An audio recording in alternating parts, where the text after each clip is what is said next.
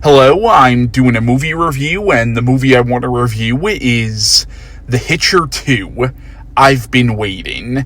Now, this was released straight to DVD and video in 2003 and was directed by Louis Morneau, who also directed films like Bats, Carnosaur 2, Joyride 2, Soldier Boys. And this, of course, is a sequel to the 1986 film The Hitcher, which is one of the best thrillers of the 1980s. And The Hitcher II, I've Been Waiting, is everything the first movie is not. The first film is actually a psychologically complex film dealing with themes of masculinity and the nature of violence, whereas Hitcher II, at best, is just a standard run-of-the-mill, straight-to-video horror film. I will say it's not unwatchably bad, but it's not good. So the plot of The Hitcher II is it's set 15 years after the events of the original film. We follow Jim Halsey, who is the main character of the first one, who is now a cop. But in the beginning of the film, he guns down a pedophile who kidnapped a child,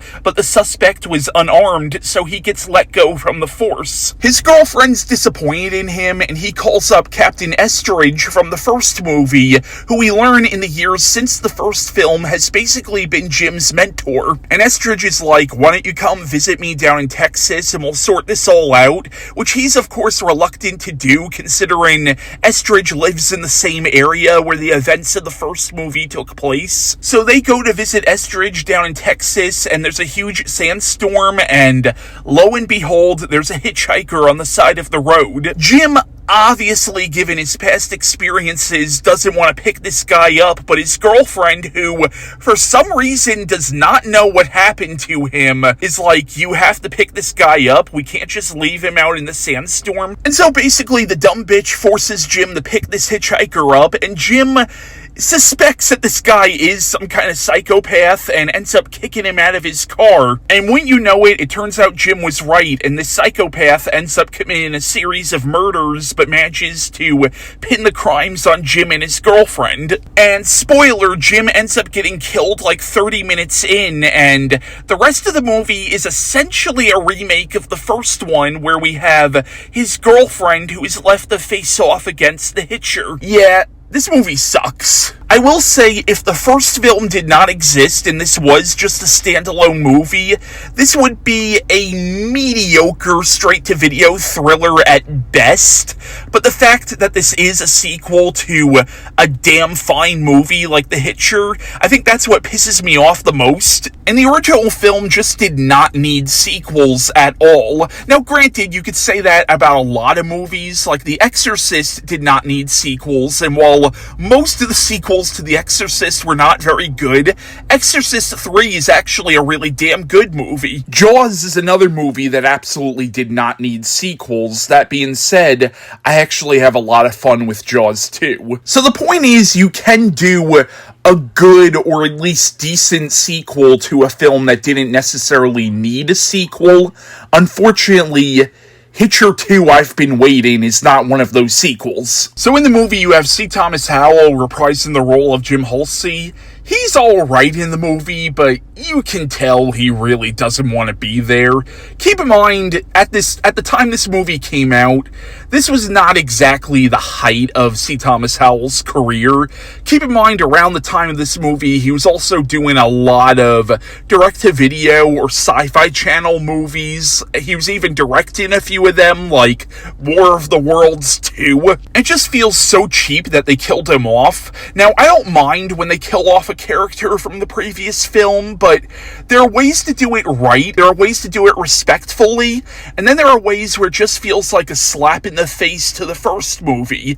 That's what this feels like. Now, I have nothing against Kari as an actress. Like, I've seen her in some movies where I thought she was fine, but yeah, she's not very good in this movie, and her character, who ends up being the principal protagonist after Jim is killed, is not that likable, and honestly is kinda stupid. And also, the whole fact that she doesn't know what happened to Jim. Granted, that was a traumatic experience for him, and I understand not wanting to talk about something like that, even with your partner, but at the same time, the fact that she never even heard of it, given what happens in the first movie, like, John Ryder wipes out at least 15 cops in that movie. I have trouble believing that those events wouldn't have made national news. Like, when Jim's recounting what happened, there's not even one line of her saying, "Oh yeah, I heard of that." And in fact, nobody in this movie except Jim and Estridge seem to remember what happened in the first movie, because even when this new Hitcher starts committing murders and the cops start going after Jim and his girlfriend, at no point do you hear, like, one of the police officers say, "This is very similar to that killing spree that happened 15 years ago." You also have Jake Busey, Gary Busey's son, as the new Hitcher, Jack.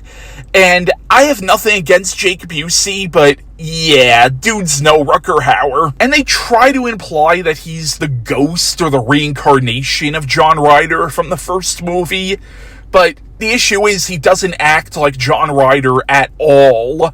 And not for nothing, John Ryder would make this guy his bitch. Captain Estridge, like I said, he does show up in the movie, but he's not played by Jeffrey DeMunn this time around.